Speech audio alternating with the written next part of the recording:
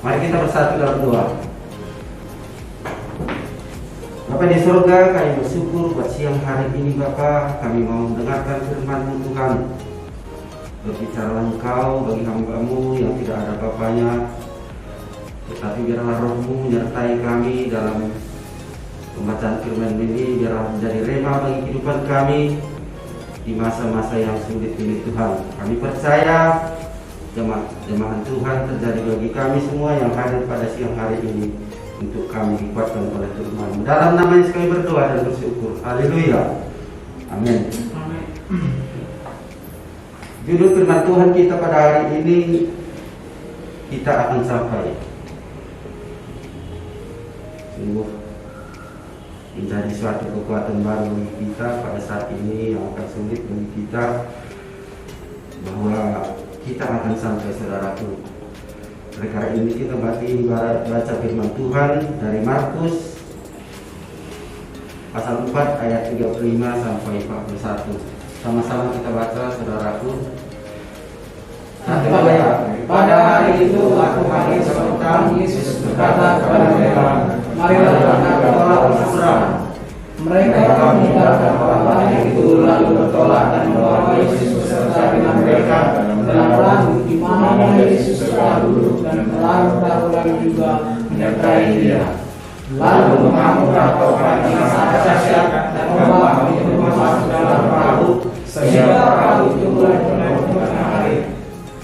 Pada waktu itu Yesus masih didudukkan di sebuah tilam, maka murid-muridnya membangunkan Dia dan berkata kepadanya, Guru, engkau tidak peduli kalau kita binasa? Ia bangun angin itu dan berkata kepada danau itu, diam, tenanglah. Lalu angin bereda dan danau itu menjadi khusus angin. Lalu Ia berkata kepada mereka, mengapa kamu begitu takut? Mengapa kamu tidak percaya? Mereka menjadi sangat takut dan berkata seorang kepada yang lain, siapa Tuhan orang ini sehingga angin dan danau pun taat kepadanya? Demikian firman Tuhan, saudaraku. Pada tahun 2020 dibuka dengan harapan begitu besar, dan semua orang seperti tahun-tahun sebelumnya sangat mengharapkan resolusi baru. Kita semua pasti memiliki cita-cita di tahun 2020. Salah satu yang banyak dinanti orang, khususnya yang menikah.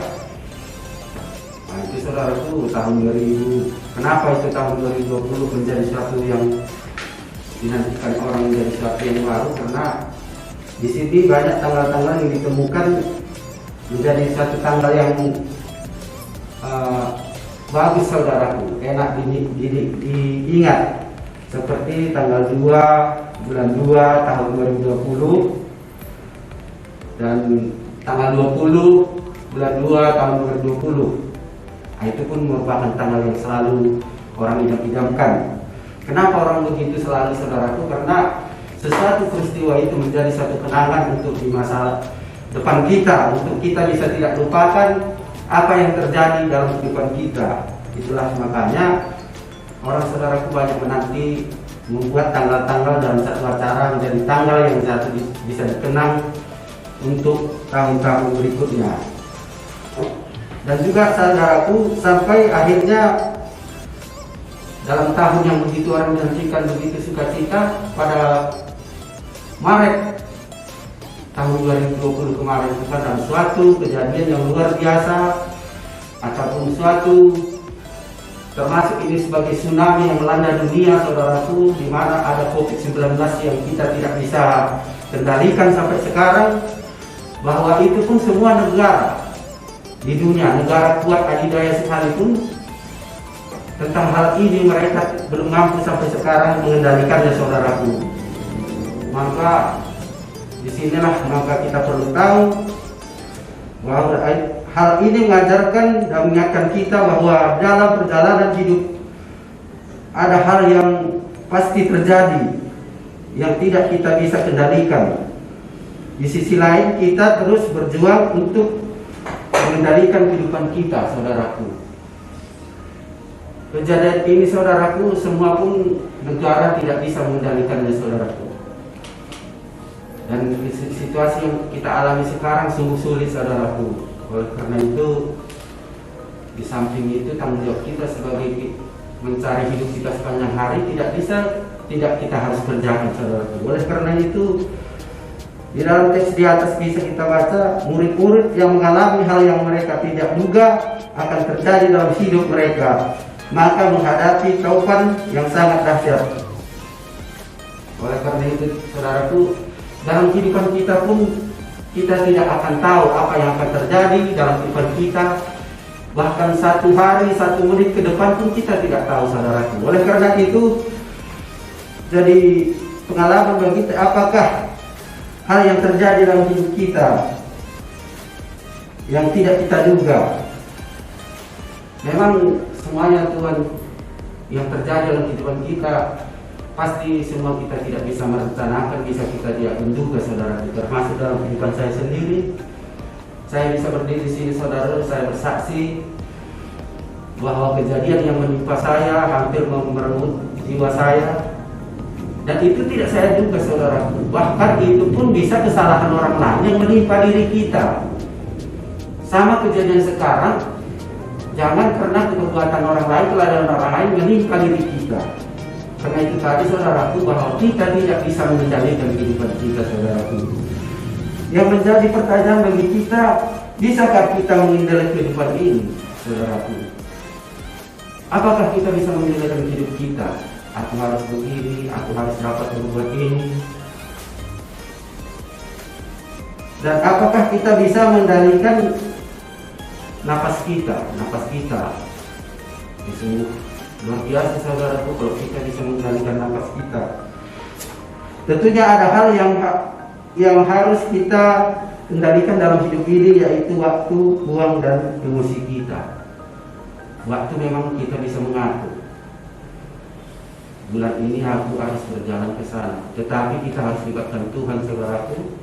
Apapun menjadi rencana dalam hati ini, biarlah Tuhan berencana bagi kita yang terbaik. Dan uang kita pun kita harus bisa mengatur juga, saudaraku. Apa yang menjadi prioritas pertama dalam kehidupan kita untuk menggunakan segala keuangan kita.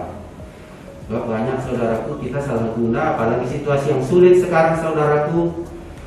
Begitu banyak kebutuhan kita, sementara sumber kita sekarang, saudaraku, sudah semakin sulit kita untuk bergerak untuk mendapatkan uang dan emosi kita, saudaraku. Biarlah kita pada saat ini juga kita dapat mengendalikan emosi kita, saudaraku. Banyak hal-hal yang terjadi dalam situasi yang berat sekarang ini di antara keluarga, anak dan orang tua. Banyak terjadi konflik, saudaraku. Tetapi tadi ini kita harus berharap kepada Tuhan bahwa Tuhan yang mengendalikannya semua dalam keluarga kita, pribadi, dalam usaha, pekerjaan kita, apapun itu. Jangan sampai situasi yang sulit ini membuat keluarga kita jadi bentrok, keluarga kita jadi pecah, saudaraku. Tapi kita melihat, biarlah emosi kita dapat kita kuasai, sehingga apapun terjadi, kesulitan apa yang kita alami, kita kembali bersatu di dalam keluarga kita, saudaraku. Ini yang Tuhan mau, yang kita harus kontrol dalam kehidupan kita, saudaraku. Di ayat yang 35, Yesus menyuruh mereka berlayar. Lalu apa sebab topan itu mengamuk? Apakah karena kesalahan mereka? Tidak selamanya badai datang karena kesalahan yang kita buat. Yang pasti badai bisa datang tanpa memberitahukan terlebih dahulu. Sama seperti kesaksian saya tadi, saudaraku, bahwa satu langkah pun hari ini ke depan kita tidak bisa perhitungkan apa yang akan terjadi. Tetapi biarlah kita tetap selalu berharap kepada Tuhan. Dan Tuhan tidak pernah menjanjikan sesuatu yang luar biasa bagi kita, karena Tuhan mau kita tetap bersandar kepada Dia, saudaraku. Oleh karena itu, apapun itu yang terjadi dalam kehidupan kita, mari kita saling memaafkan antara keluarga kita. dengan anak kita, dengan suami istri, biarlah kita selalu saling terbuka dalam hal ini. Tuhan mau kita saling terbuka untuk semua hal dalam situasi yang sulit sekarang, saudaraku.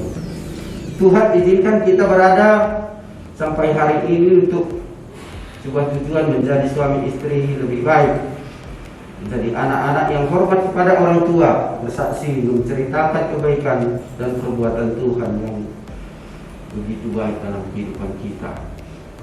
Tentu saudara, banyak yang harus kita saksikan.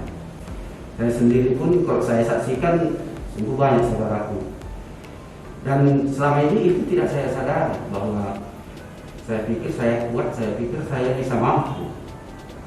Tapi setelah saya pikirkan, begitu besar kasih Tuhan bisa memberikan kehidupan lagi bagi saya untuk masa depan saya. Berarti Tuhan berjanji masih ada kesempatan bagimu dan masih ada tugas yang harus kau laksanakan. Masih banyak keluarga atau ada keluarga anak-anak yang harus kau bimbing. Maka Tuhan berikan lagi kesempatan bagi kita. Jadi menjadi respon murid-muridnya, ketakutan, badai membuat kita belajar bahwa kita tidak bisa mengendalikan hidup ini. Ya, seperti yang sudah kita ketahui, badai itu tidak ada yang punya prediksi bahwa badai akan terjadi. Kita akan berjalan ke satu tempat, itu tidak ada yang bisa kita prediksi apa yang akan terjadi di perjalanan. Nah, itu makanya kita tetap harus berserah kepada Tuhan. Murid-murid merasa Tuhan tidak peduli dengan mereka. Kenapa orang ini berprinsip Tuhan tidak peduli? Di dalam ayat ke-38 tadi, mereka membiarkan Tuhan Yesus itu tertidur di dalam satu perahu itu.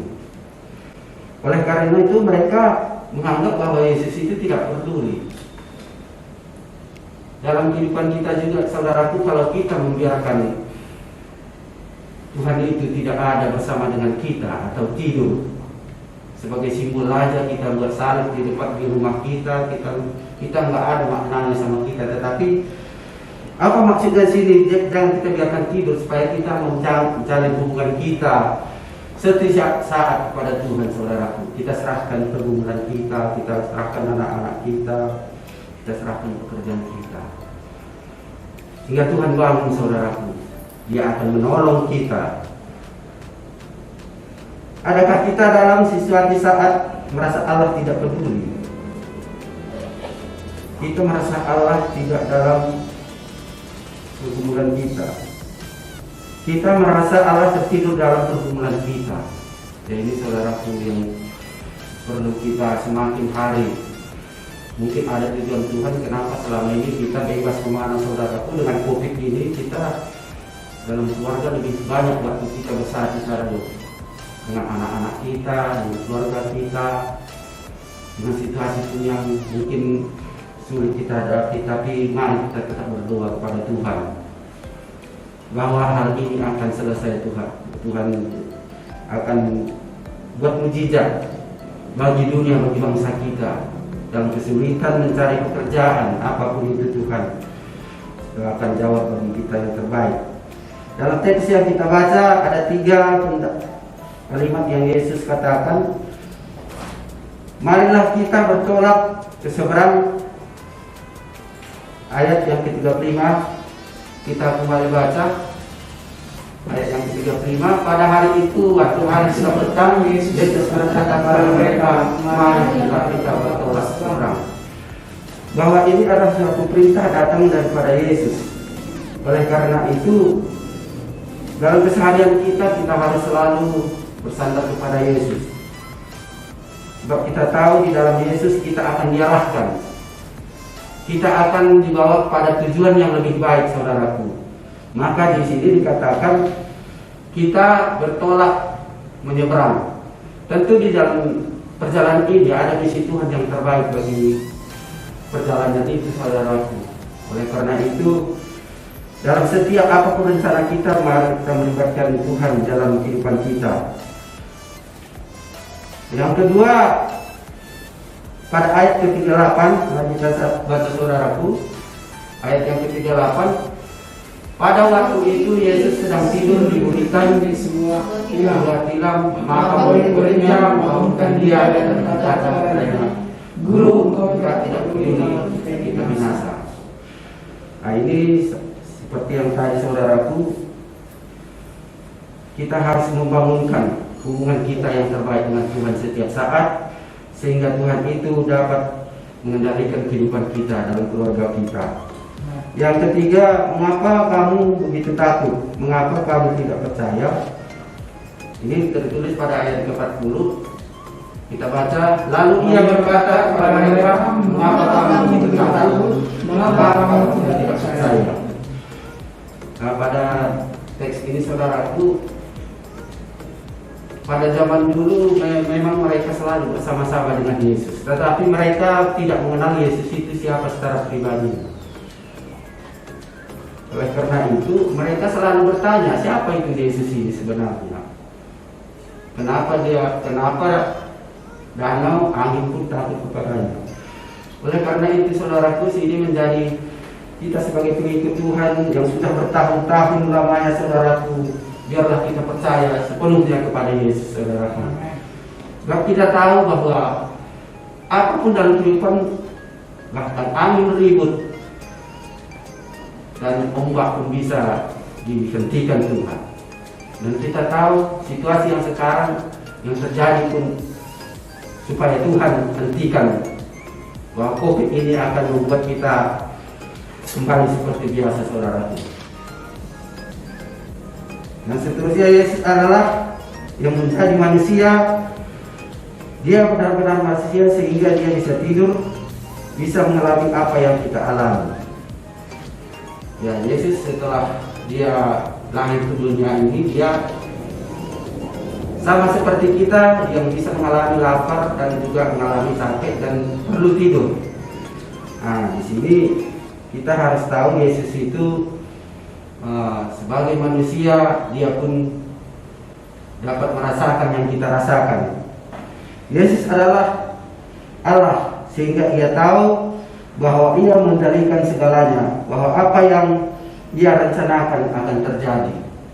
Biarlah rencana Yesus terjadi dalam kehidupan kita, dalam keluarga kita, saudaraku. Oleh karena itu, dalam badai yang sedang kita hadapi, mari kita belajar bahwa kendali kehidupan sesungguhnya ada pada Tuhan, bukan kita. Dan jika Tuhan sudah merencanakan, maka akan sampai.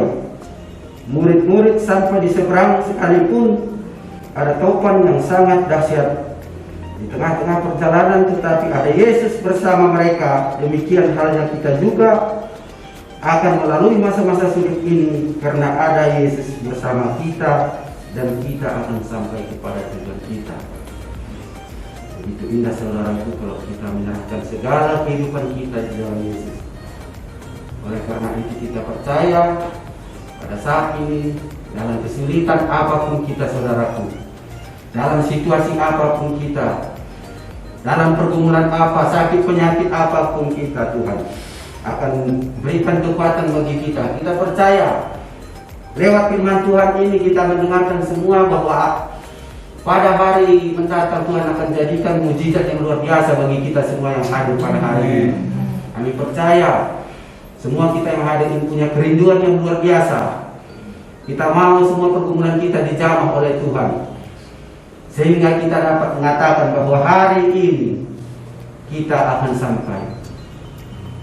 Terima kasih. Demikian firman Tuhan, kita berdoa. Kami bersyukur buat siang hari ini Bapa atas firman-Mu yang telah kami dengarkan, Tuhan. Biarlah kami semakin hari, Tuhan, semakin percaya kepadamu, Tuhan, bahwa Engkau yang mengendalikan hidup kami, ekonomi kami, keluarga kami, anak-anak kami, usaha kami, Tuhan, kami serahkan ke dalam Tuhan.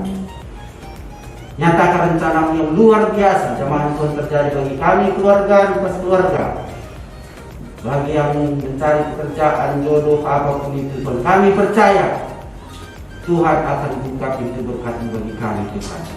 Kami bersyukur buat hari ini, kalau firman Tuhan menjamah kami semua, Tuhan. Kami yakin percaya Allah yang dulu dan sekarang selalu menyatakan mujizat kebesaran bagi kami. Terpujilah Engkau Bapa surga, dalam nama Yesus berdoa dan bersyukur. Haleluya.